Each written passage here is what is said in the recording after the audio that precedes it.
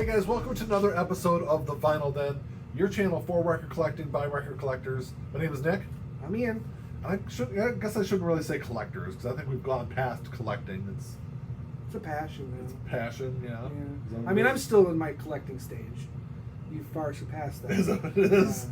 So, I mean, you can still say it. It I would still, say it still applies. Vinyl enthusiasts. How about that? Is that more fitting? Yeah, I mean, sure.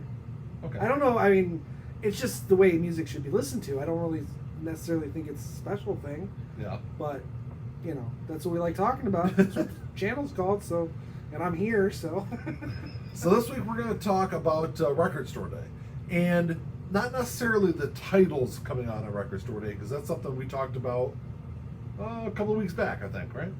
At one time. So if you're interested in seeing kind of the titles that we're interested in looking for, go back and check out that episode. You know what I'm going to do? I'm going to pop one of those card thingies at the top of the screen right here, and you can click on that, and it'll take you to that episode. Is it going to be on this side or that side?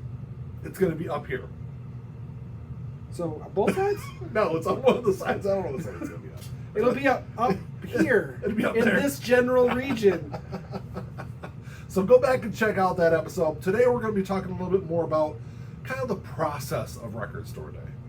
So typically, Record Store Day typically is held on the third Saturday in April every year since 2008, right? So, but this year, obviously, with the pandemic and everything, it's been kind of shaken up. Originally, it was delayed to June 20th, I believe. Yeah. Thank you. June something. June. I don't know the dates. I think it was June 20th. And then obviously everything was still kind of delayed, and there was still a lot of disruptions in the shipping process. So not to mention that everything kind of peaked in May. Yeah, obviously there's still a lot of health issues and things like that going on. Obviously in June there were still skyrocketing cases, so all over the country, and so it was decided. I think the beginning of June, it was decided to kind of take Record Store Day and break it up over 3 days. So the first one, the August 29th date, is coming up next week. Yes. Yeah, next week. So it's interesting to kind of see how different record stores are going to be dealing with the pandemic and dealing with public safety and trying to provide the safest environment for record shoppers. So the store that Ian and I typically shop at, it's called Dearborn Music. It's in Dearborn, Michigan here, and they've kind of laid out a plan of how they're gonna kind of attack the typical process and try to make it, like I said before, make it as safe as possible. Mm-hmm. So they're really kind of trying to discourage people from lining up and camping out like we did last year. You did last year. I had to work. That's true. So it was me and my oldest son Jack. We went out there. I think it was like 4:30 in the morning. We got out there last year. There was about 50 people in line, and we sat there until 8 o'clock in the morning. Kind of camped out and saved the spot. And this guy here slid in at 8 o'clock in the morning. I think he stood in line for maybe 3 minutes. Yeah, I was there 10 minutes. Maybe 5 minutes. Yeah, it's probably 10 minutes. But I work nights, so 8 o'clock in the morning is when I'm getting off of work. So he kind of slid in there after work, and but this year we're gonna we both got the day off, so we're gonna go up there, camp out. I don't know how long we're gonna camp out prior to the store opening up, but we're definitely gonna be there early. But so the normal process, like I said, is gonna be disrupted. So what Dearborn Music is gonna do, they open up at 8 a.m. and of course this is as we know right now. Things can definitely change before the 29th.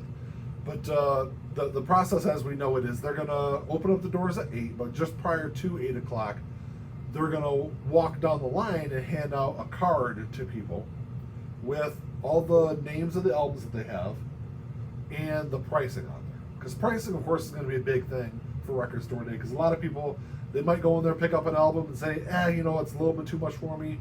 I'll see what I can get for it on the resale market. Right. At a later date, or if I can pick up used somewhere else. And at that point, they put their grubby hands on it and maybe coughed on it. Yes. Licked it. I don't know about licking it. Please don't lick the records. Now you tell me. Jesus. But so they're going to give you that list. You're going to mark down the records you want, and then they're going to go inside, kind of collect what they have, and then you pay for it. You either have an option to pay for it and then leave, or you can pay for it over the phone and they'll bring it out to your car. So like I said, it's a little bit different than in years past. Like before, you would just line up, kind of go in and get what you want. But they're really trying to discourage people, from camping out all night long, because they're not going to have a porta-john or anything out there like they have before. Right. And they're also trying to limit the people coming in the door. If you're there just for record store day titles, they don't want you inside the store. Mm-hmm. They want you to do the curbside ordering and just kind of pay for it. Go. Obviously, some people are just going to have to walk in the door, pay for it, and leave. But they're kind of, because of restrictions on the number of people they're allowed to have inside the store, obviously they don't want you to come in, browse for 45 minutes, and then no one else be able to come in the store. Right. So it's Dearborn. That's kind of the process that Dearborn Music is going to be kind of going through. Yeah, it makes sense as far as that goes. It kind of sucks because I don't like being a problem to people. So I'm thinking I don't want to be in there looking around, but I kind of want to look around. Yeah. So I don't know. Yeah, they're definitely going to be discouraging, kind of just going in to browse for sure. So I gave myself a budget, and the two albums I know I want are well under that budget. So I've got some money to play with. Yeah, and that's why they're on the list they give you of the records. It's going to have all the pricing on there. Right. So if there is other titles you're looking for, and you're like, okay, well this one's a little cheaper than I thought it was going to be, maybe I'll pick up this other one. Right. Or if you're like me, oh, here's the 4 I really want, maybe I'll buy these other 6. Right. So that one looks good. Yeah. And I'll take that one. I did that. How last about this year. one whole section? I'll just take the full section with me. So another record store that I go to, semi-frequently, obviously I haven't gone in a while because of the pandemic and everything, is Culture Clash Records down in Toledo, Ohio. Their normal process right now, ever since they've kind of reopened the last couple of months, has been different.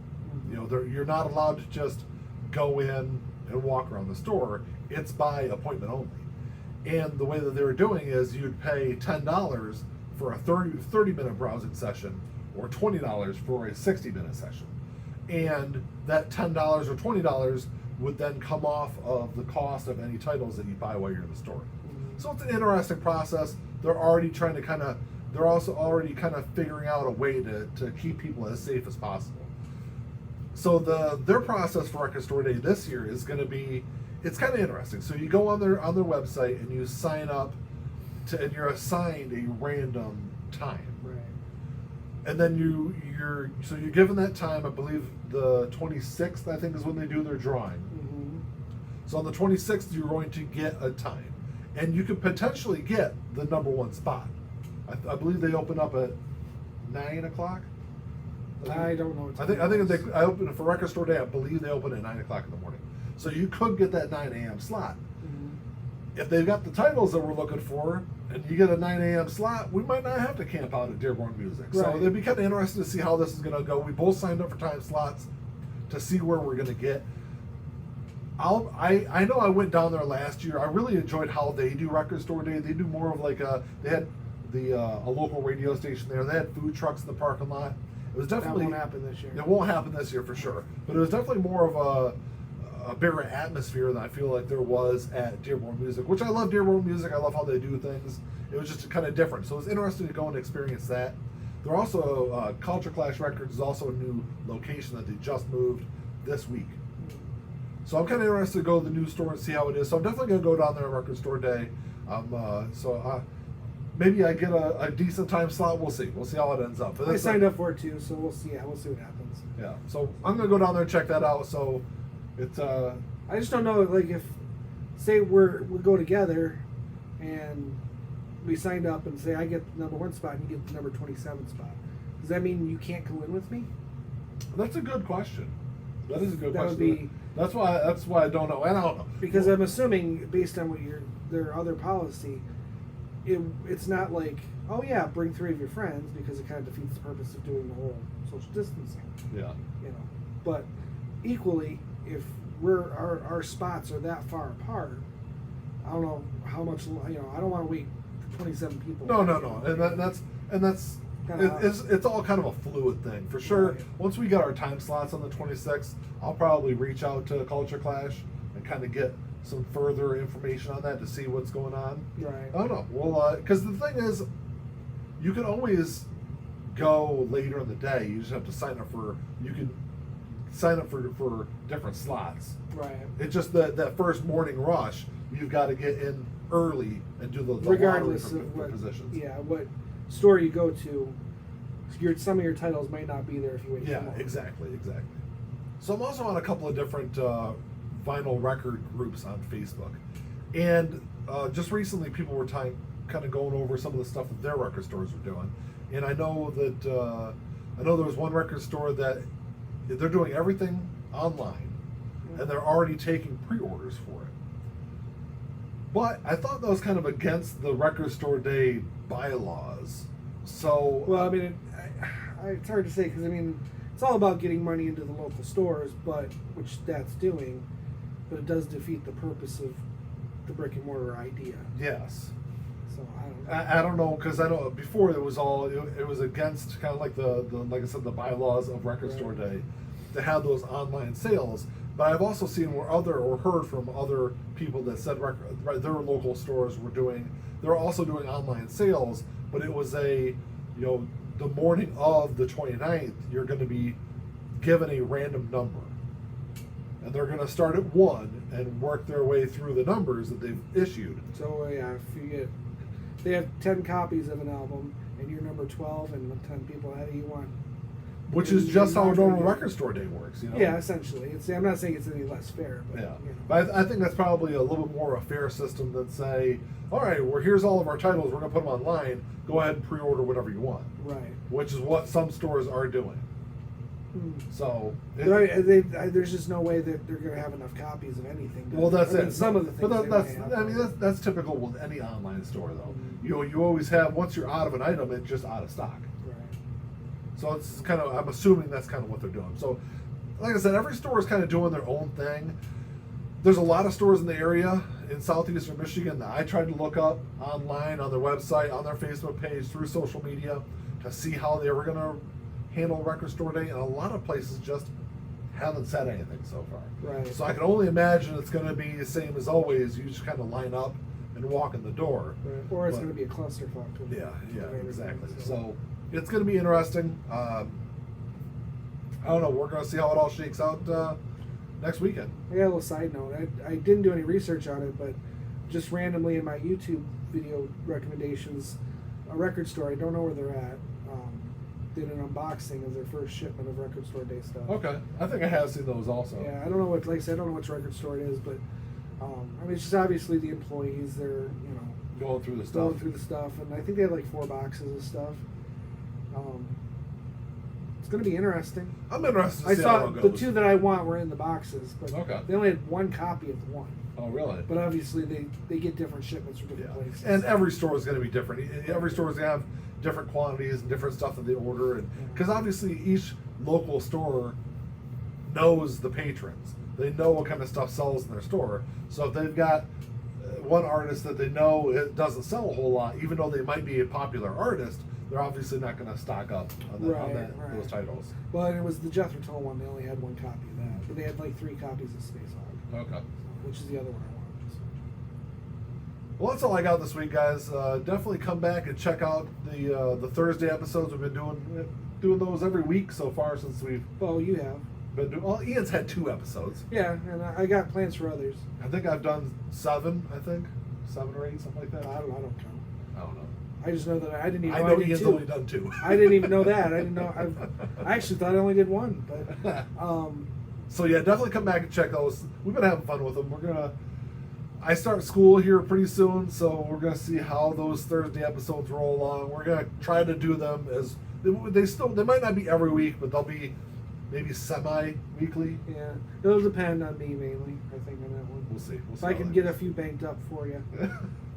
But definitely, if you like the episode, give us the old thumbs up. Thumbs up. Hit the subscribe button down below. The notification bell. Yeah, hit that bell. You'll get notifications every time we release a new episode. Leave us comments because he's really good at responding to those. Yeah. I don't even know they're there, but he responds. I tell Ian, oh yeah, we got some comments. He's like, oh really? Because he doesn't know. I don't know. I don't generally read comments even on like all of the other YouTube channels. But definitely leave comments down below. Let us know what you're looking for. Maybe let us know what your record store is going to do. And that's all I got. Until next time, Talk to y'all later. keep on spinning. Peace.